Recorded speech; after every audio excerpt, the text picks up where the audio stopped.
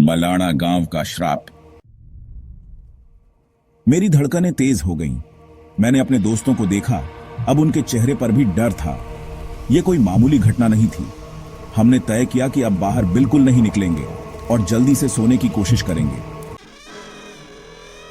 लेकिन असली डरावनी घटना अभी बाकी थी। अभी हमें सोए कुछ ही देर हुई थी कि अचानक कमरे में ठंडी हवा चलने लगी।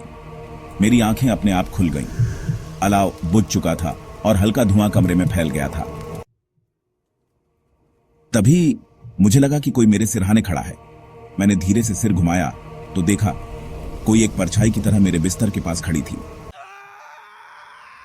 मैं चीखना चाहता था लेकिन आवाज नहीं निकली। मेरे शरीर ने जैसे काम करना बंद कर दिया था। फिर वो परछाई धीरे धीरे झुकने लगी। अब मैं उसकी जलती हुई आंखें देख सकता था। तुमने मुझे ठुकरा दिया। अब मैं तुम्हें चैन से नहीं जीने दूंगा। सुबह मेरी आंख खुली तो मैं फर्श पर पड़ा था। मेरे दोस्त भी डर के मारे चुप थे। किसी की हिम्मत नहीं हो रही थी कि रात के बारे में बात करें। हमने तुरंत गांव छोड़ने का फैसला किया।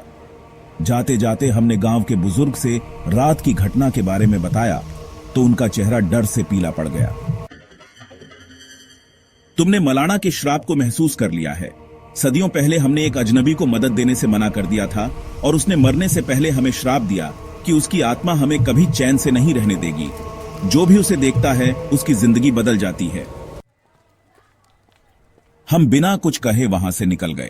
लेकिन आज भी जब अकेला होता हूं कभी कभी हवा में वही फुसफुसाहट सुनाई देती है, शैडो, तुमने मुझे ठुकरा दिया।